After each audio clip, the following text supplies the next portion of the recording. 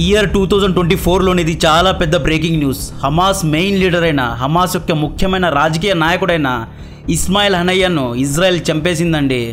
ఈ విషయాన్ని Iran state media confirm కూడా చేసింది. డే 1 నుండి మన వీడియోస్లో చెబుతున్నాం, మొసాద్ను తక్కువగా అంచనా వేయొద్దు, వీళ్ళు తమ దేశ హితం కోసం ఎంత దూరానికైనా వెళ్తారు అని. వీళ్ళు ఏమైనా చేయగలరు. ఇస్మాయిల్ హనయ్యను గాజాలో, పాలస్తీన్లో లేదా ఖతార్లో చంపలేదండి. ఇరాన్ క్యాపిటల్ సిటీ అయిన టెహ్రాన్లో చంపారు. ఇజ్రాయెల్కు ఇరాన్ శత్రుదేశం. హమాస్, హిజ్బుల్లా, హౌతీ గ్రూప్స్కి ఇరాన్ ఫండింగ్ చేస్తుంది. అటువంటి ఇరాన్ నడి బొడ్డులో చంపేశారు. దీని కారణంగా మిడిల్ ఈస్ట్లో యుద్ధం రావడం ఖాయం అంటున్నారు. ఇరాన్లో, ఇజ్రాయెల్లో ఉన్న మన భారతీయులు జాగ్రత్తగా ఉండండి. మీ యొక్క ఎంబసీతో కాంటాక్ట్ చేయండి. ఇండియన్ ఎంబసీ చెప్పినట్లు వినండి. సీనియర్ హమాస్ లీడర్ అయిన మౌసా అబూ మర్జోక్ ఆల్రెడీ స్టేట్మెంట్ ఇచ్చారు. దీనికి ప్రతీకారం తీర్చుకుంటాము అని చెప్పారు. ఎవరిని వదిలిపెట్టము అని స్టేట్మెంట్ ఇచ్చారు. ఇస్మాయిల్ హనయ్యను ఎలా చంపారు అంటే, ఇస్మాయిల్ యాక్చువల్లీ ఖతార్లో ఉంటారు. అక్టోబర్ 7th రోజు హమాస్ ఇజ్రాయెల్ పైన అటాక్ చేసినప్పటి నుండి ఇస్మాయిల్ హనయ్య ఖతార్లోనే కనిపించారు. ఖతార్ నుండే స్టేట్మెంట్స్ ఇచ్చేవారు. ఇస్మాయిల్ హనయ్య హమాస్ యొక్క మెయిన్ లీడర్. ఈయన గాజాకు ప్రెసిడెంట్ లాంటి వాడు. హమాస్కు ఫండింగ్ వచ్చేలా చేయడం, ఇంటర్నేషనల్ లెవెల్లో ఆపరేషన్స్ చూసుకోవడం, నెగోషియేషన్స్ చేయడం వంటి పనులు ఇస్మాయిల్ హనయ్య చేసేవాడు. హమాస్ యొక్క మిలిటరీ సంబంధిత ఆపరేషన్స్ను ఏయ్యా సిన్వర్ చూసుకుంటారు. గత కొన్ని నెలల నుండి ఇస్మాయిల్ హనయ్య మొసాద్ యొక్క నిఘాలో ఉన్నారు. యాక్చువల్లీ నాలాంటి చాలామంది ఏమనుకున్నారు, ఇస్మాయిల్ హనయ్యను మొసాద్ అయితే టార్గెట్ చేస్తుంది, అయితే ఖతర్లో లేదా లెబనాన్లో లేదా వేరే ఏదైనా యూరోప్ దేశాల్లో టార్గెట్ చేసి చంపుతుంది అనుకున్నారు. బట్ ఇరాన్ లోపల వెళ్ళి చంపుతుంది అని ఎవ్వరూ ఊహించుండరు. ఈయన వెళ్ళింది ఎక్కడికి అనుకున్నారు? కొత్తగా ఇరాన్కు ప్రెసిడెంట్ అయిన మసౌద్ పెజెష్కియాన్ గారి యొక్క ఇనాగ్రేషన్ ఫంక్షన్కు వెళ్ళాడు. యాక్చువల్లీ ఏం జరిగింది అంటే, కొద్ది గంటల ముందు, అంటే ఈరోజు ఉదయం వచ్చిన న్యూస్ ఇది. ఎగ్జాక్ట్గా ఏ టైంలో ఈయన్ను చంపారో అనే డీటెయిల్స్ ప్రస్తుతం నా దగ్గర లేదు. ఇస్మాయిల్ హనయ్య మరియు ఇతని బాడీ గార్డ్స్ ఖతార్ నుండి టెహ్రాన్కు వచ్చారు. వీళ్ళు ఇరాన్ ప్రెసిడెంట్ ఇనాగ్రేషన్ ఫంక్షన్కు అటెండ్ అవ్వాలి. అటెండ్ అయ్యే ముందు ఇస్మాయిల్ తన బాడీ గార్డ్స్తో కలిసి తన ఇంట్లో ఉన్నాడు. టెహ్రాన్లో ఉన్న తన ఇంట్లో ఉన్నాడు. ఇజ్రాయెల్ హిట్ టీమ్ ఆ ఇంటిపైన దాడి చేసి ఇస్మాయిల్ హనయ్యతో పాటు బాడీ గార్డ్ను కూడా చంపేసింది. అఫీషియల్గా ఇప్పటి వరకు ఇజ్రాయెల్ దీని మీద ఎటువంటి కామెంట్స్ చేయలేదు. అయితే ఇరాన్ యొక్క ఇలైట్ మిలిటరీ వింగ్ అయిన ఇరాన్ రెవల్యూషనరీ గార్డ్ కార్ప్స్ అఫీషియల్గా ఇస్మాయిల్ హనయ్యను చంపేశారు అని స్టేట్మెంట్ ఇవ్వడం జరిగింది. దీని గురించి ఇజ్రాయెల్ తొందరగా రియాక్ట్ అవ్వదు. కొంత సమయం తర్వాత ఇజ్రాయెల్ పెద్దలు దీని గురించి తమ యొక్క రియాక్షన్ను ఇస్తారు. యాక్చువల్లీ ఈ ఈవెంట్కు బ్యాక్గ్రౌండ్ ఏంటి, ఈ హత్య ఎందుకు చేశారు, ఇరాన్లోనే ఎందుకు చేశారు, ఇస్మాయిల్ హనయ్య చనిపోతే హమాస్ బలహీన పడుతుందా, అసలు ఇస్మాయిల్ హనయ్య ఎవరు, ఈ ఇష్యూ కారణంగా మిడిల్ ఈస్ట్లో యుద్ధం రాబోతుందా, ఇరాన్ డైరెక్ట్గా యుద్ధంలో దిగనుందా, అమెరికా ఎలా రియాక్ట్ అవ్వబోతోంది, భారత్ యొక్క స్టాండ్ ఏంటి వంటి డీటెయిల్స్ తెలుసుకునే ముందు ఇటువంటి కంటెంట్ కోసం ఛానల్ను సబ్స్క్రైబ్ చేయండి. కట్ చేస్తే, ఇజ్రాయెల్ హమాస్ మధ్య యుద్ధం గురించి మనందరికీ తెలుసు. ఈ యుద్ధం కారణంగా రెండు వైపుల నుండి చాలామంది సామాన్య ప్రజలు చనిపోవడం జరిగింది. ఈ యుద్ధం రిజల్ట్ లేకుండా మధ్యలో తేలుతోంది. ఇజ్రాయెల్ సైన్యం మొన్నటి వరకు గాజా మొత్తంలో మిలిటరీ ఆపరేషన్స్ను జరిపారు. ఎందుకు జరిపారు అంటే, హమాస్ దగ్గర ఇజ్రాయెల్ యొక్క 105 మంది బందీలు ఉన్నారు. వీళ్ళు ఎక్కడ ఉన్నారు అనేది ఇప్పటి వరకు ఇజ్రాయెల్ కనుక్కోలేకపోయింది. ఇజ్రాయెల్ హమాస్ మధ్య ఎన్నో నెగోషియేషన్స్ జరిగాయి, కానీ ఎటువంటి సాలిడ్ సొల్యూషన్ ఇప్పటి వరకు రాలేదు. సో ఈ క్రమంలో జూలై 28 రోజు ఇజ్రాయెల్ యొక్క గోలాన్ హైట్స్లోని మజ్దల్ షామ్ అనే ఒక ఏరియాలో ఇజ్రాయలీ స్టూడెంట్స్ ఫుట్బాల్ ఆడుతున్న సమయంలో లెబనాన్ ద్వారా మిజైల్ స్ట్రైక్స్ జరిగాయి. ఈ దాడుల్లో 12 మంది పిల్లలు చనిపోయారు. లెబనాన్ దేశంలో హెజ్బుల్లా గ్రూప్ ఉంది. ఈ గ్రూప్ హమాస్కు సపోర్ట్ చేస్తుంది. ఈ గ్రూప్కు కూడా ఇరాన్ ఫండింగ్ చేస్తుంది. యాక్చువల్లీ 1980sలో హిజ్బుల్లాను ఇరాన్ ఆర్మీనే తయారు చేసింది.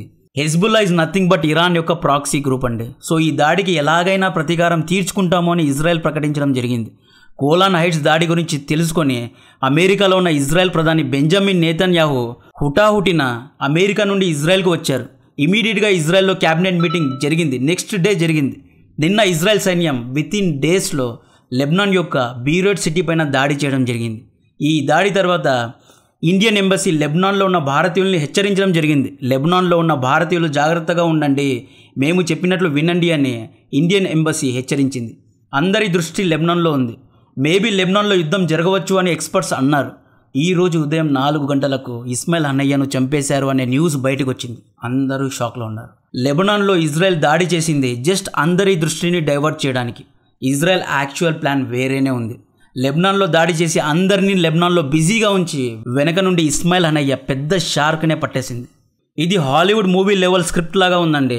ప్రపంచం మొత్తం షాక్లో ఉంది. అసలు టెహ్రాన్కు ఎలా వెళ్ళారు, ఎవ్వరికీ అర్థం కావడం లేదు. మొదట్లో ఈ న్యూస్ ఫేక్ అని అందరూ అనుకున్నారు, కానీ అల్ జజీరా కూడా దీన్ని కన్ఫర్మ్ చేసింది. నెక్స్ట్ ఇరాన్లోనే ఎందుకు చంపారు అంటే దీని వెనుక రాజకీయ కారణాలు ఉన్నాయి.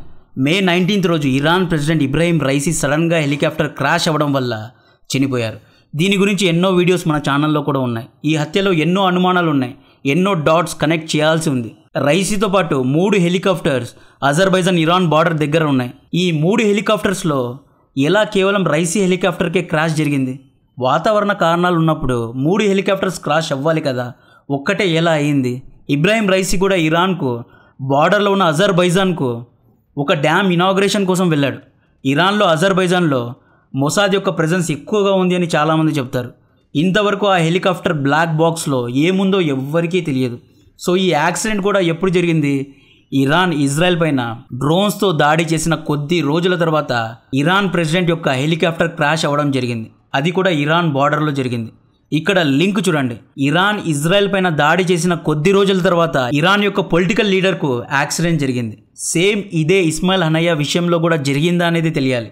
సో ఇబ్రాహీం రైసీ గారి మరణం తర్వాత ఇరాన్లో ఎలక్షన్స్ జరిగాయి. ఈ ఎన్నికల్లో మసూద్ పజెష్కియాన్ ప్రెసిడెంట్ అయ్యారు. ఇక్కడ నుండి జాగ్రత్తగా వినండి. కొత్త ప్రెసిడెంట్ మసూద్ పజెష్కియాన్ అమెరికాకు చాలా కావాల్సిన వ్యక్తి. ఈయన ప్రో వెస్ట్ నాయకుడు. ఇతని తండ్రి అజర్బైజానీ, ఇతని తల్లి కుర్దిష్ జాతికి చెందినవారు. ఈయన చదువుకున్నవారు, ఒక డాక్టర్, తెలివైన వారు. ఈయన ఇరాన్లోని అమ్మాయిల హక్కుల కోసం నిలబడేవారు. ఇబ్రాహీం రైసీ ప్రెసిడెంట్గా ఉన్నప్పుడు ఇరానీ అమ్మాయిలపైన ఎన్నో రెస్ట్రిక్షన్స్ ఉండేవి. బట్ ఆ సమయంలో మసూద్ పజెష్కియాన్ ఇరాన్ అమ్మాయిల హక్కుల కోసం నిలబడ్డారు. ఇక్కడ రైసీ చనిపోయిన తర్వాత అందరూ ఏమనుకున్నారు? నెక్స్ట్ ఇరాన్లో కన్జర్వేటివ్ లీడర్ వస్తారు, ఇస్లాంను నమ్మే లీడర్ వస్తారు, అమ్మాయిల హక్కులను అణిచివేసే లీడర్ వస్తారు అని అందరూ అనుకున్నారు. అమెరికాకు వ్యతిరేకంగా ఉన్న వ్యక్తి ఇరాన్కు ప్రెసిడెంట్ అవుతారు అనుకున్నారు. కానీ సర్ప్రైజింగ్లీ ఇరాన్ ప్రజలు మసూద్ పజెష్కియాన్ను ప్రెసిడెంట్గా ఎన్నుకోవడం వాల్యూమ్స్ చెబుతుంది. ఇరాన్ ప్రజలకు ఫ్రీడమ్ కావాలి, అమెరికాతో స్నేహం కావాలి. ఇరాన్ ప్రజలు ఏమనుకుంటున్నారంటే మా పైన శాంక్షన్స్ని తొలగించండి, మేము ఎకనామిక్గా డెవలప్ కావాలి, యుద్ధాలు ఆగిపోవాలి, సౌదీ అరేబియా, ఖతార్ లాగా మేము కూడా స్వేచ్ఛగా ఉండాలి అని ఇరాన్ ప్రజలు కోరుకుంటున్నారు. కొత్తగా ఎన్నికైన ఇరాన్ ప్రెసిడెంట్ మసూద్ గారు హమాస్, హెజ్బుల్లాకు సపోర్ట్ చేయరు అని చాలామంది చెప్పేవారు. ఈయన ప్రెసిడెంట్ అయిన తర్వాత హమాస్, హెజ్బుల్లా నాయకులు మీరు మాకు సపోర్ట్ చేయాలి, మాకు ఫండ్ చేయాలి, మాతోనే ఉండాలి అనే స్టేట్మెంట్స్ కూడా ఇచ్చారు. ఈవెన్ ఇరాన్ మిలిటరీ వింగ్ అయిన రెవల్యూషనరీ గార్డ్ కార్ప్స్ కూడా ప్రెసిడెంట్కు ఇండైరెక్ట్గా మమ్మల్ని సపోర్ట్ చేయండి అన్నట్లు స్టేట్మెంట్ కూడా ఇచ్చారు. ఈయన తల్లిగారు కుర్దిష్ జాతికి చెందినవారు అని చెప్పా కదా. ఇరాన్లో కుర్దిష్ జాతి పైన వివక్ష ఉంది. ఇరాక్, సిరియా యుద్ధాల్లో అమెరికాకు కుర్దిష్ జాతి ప్రజలే సపోర్ట్ చేశారు. సో మసూద్ పజెష్కియాన్ కూడా అమెరికాకే సపోర్ట్ చేస్తారు. డాట్స్ కనెక్ట్ అయ్యాయి అనుకుంటున్నాను. సింపుల్గా చెప్పాలంటే Masoud Pezeshkian pro west leader, pro America leader. ఈయన ప్రెసిడెంట్ అయిన తర్వాత అందరూ అనుకున్నట్లే హమాస్ వీక్ అయింది. సో ఈ ఈవెంట్స్ యొక్క అమాల్గమేషంలో ఈయన యొక్క ఇనాగ్రేషన్ ఫంక్షన్ సమయంలోనే ఇస్మాయిల్ హనయ్య హత్య చేయడం జరిగింది. ఇస్మాయిల్ హనయ్య యాక్చువల్గా గాజాకు డైరెక్ట్ ప్రెసిడెంట్ కాదు, ఈయన అజ్ఞాతంలో ఉన్న ప్రెసిడెంట్ ఇన్ ఎగ్జైల్ అనమాట. యాక్చువల్లీ 1997లో ఈయన గాజాలో హమాస్ గ్రూప్కు లీడర్ అయ్యాడు. స్లోగా ఇస్మాయిల్ ఏం చేశాడు? గాజా ప్రజల యొక్క విశ్వాస పాత్రుడయ్యాడు. యాక్చువల్లీ గాజా అనేది పాలస్తీన్లో ఒక భాగం మాత్రమే. గాజా అనేది సపరేట్ దేశం కాదు. సో పాలస్తీన్లో ఉన్న మొహమ్మద్ అబ్బాస్ పొలిటికల్ పార్టీకు, అంటే పాలస్తీన్లో ఉన్న మెయిన్ పొలిటికల్ పార్టీకు హమాస్కు మధ్య ఇప్పటి నుండో పొలిటికల్ డిఫరెన్సెస్ ఉన్నాయి. 2006లో హమాస్ ఏం చేసింది? గాజాలో ఎన్నికలు పెట్టి ప్రెసిడెంట్గా ఇస్మాయిల్ హనయ్యను ఎన్నుకుంది. దీన్ని పాలస్తీనా పెద్దలు, అంటే పాలస్తీన్ ప్రధాని మొహమ్మద్ అబ్బాస్ గారు ఒప్పుకోలేదు. అరే మీరెలా గాజాలో ఎలక్షన్స్ జరిపిస్తారు? ఇస్మాయిల్ హనయ్యను ఎలా ప్రెసిడెంట్ను చేశారు? దీన్ని మేము ఒప్పుకోము, ఇస్మాయిల్ హనయ్యను బ్యాన్ చేస్తున్నాము అని బ్యాన్ చేశారు. అప్పటి నుండి ఇస్మాయిల్ హనయ్య ఖతార్కు వెళ్ళిపోయి ఖతార్ నుండి గాజా యొక్క ఆపరేషన్స్ను చూసుకునేవాడు. 2023 అక్టోబర్ 7 అటాక్లో Ismail Haniyeh mastermind. So ఈయన మరణం తర్వాత డెఫినెట్గా యుద్ధం అనేది ఎస్కలేట్ అవుతుంది, యుద్ధం అనేది తగ్గదు. అది కూడా టెహరాన్లో చంపారు, వేరే దేశంలో చంపి వచ్చారు. ఇది ఎక్స్ట్రా జ్యుడిషియల్ కిల్లింగ్ కిందకు వస్తుంది. ఈ ఇష్యూ కారణంగా ఇరాన్ అన్స్టేబుల్ అవ్వచ్చు, అవ్వకపోవచ్చు. దీని కారణంగా చాబహార్ ప్రాజెక్టుకు బ్రేక్స్ పడే అవకాశం ఉంది. బట్ ఇరాన్ ప్రెసిడెంట్ తెలివైన వాడు కాబట్టి యుద్ధాన్ని ఎస్కలేట్ అవ్వకుండా చూసుకుంటారు. ఈ ఇష్యూ తర్వాత అమెరికా ఎలా స్పందిస్తుంది అంటే యాజ్ యూజువల్ అమెరికా ఈ దాడులను ఖండిస్తుంది. యూఎన్లో మీటింగ్స్ జరుగుతాయి, ఇజ్రాయెల్ పైన ఆంక్షలు వేస్తారు. ఆ తర్వాత అంతా మామూలు అయిపోతుంది. అమెరికాలో ఎన్నికలు జరుగుతున్నాయి. కమలా హ్యారిస్ ఇజ్రాయెల్ పైన జాలి చూపిస్తే ఇమ్మిగ్రెంట్స్ ఓట్స్ కోల్పోతుంది. అలాగని హమాస్కు సపోర్ట్ చేస్తే యూదులు, అండ్ మిగతా కట్టర్ క్రిస్టియన్స్ యొక్క ఓట్స్ను కోల్పోతుంది. కాబట్టి ఈవిడ న్యూట్రల్గానే రియాక్ట్ అవ్వాల్సి వస్తుంది. ఇరాన్ ఎలా రియాక్ట్ అవుతుంది అంటే ఆల్రెడీ చెప్పా కదా, డెఫినెట్గా ఇరాన్ డైరెక్ట్గా యుద్ధంలో దిగదు. ఇరాన్ చాలా తెలివైనదండి. ఇరాన్, సౌదీ అరేబియా దేశాలు అనేవి చాలా తెలివైన దేశాలు. మేబీ కొన్ని మిజైల్స్ అటు ఇటు వేస్తారు, లేదా డ్రోన్ అటాక్స్ ఇజ్రాయెల్ పైన చేయిస్తారు అంతే.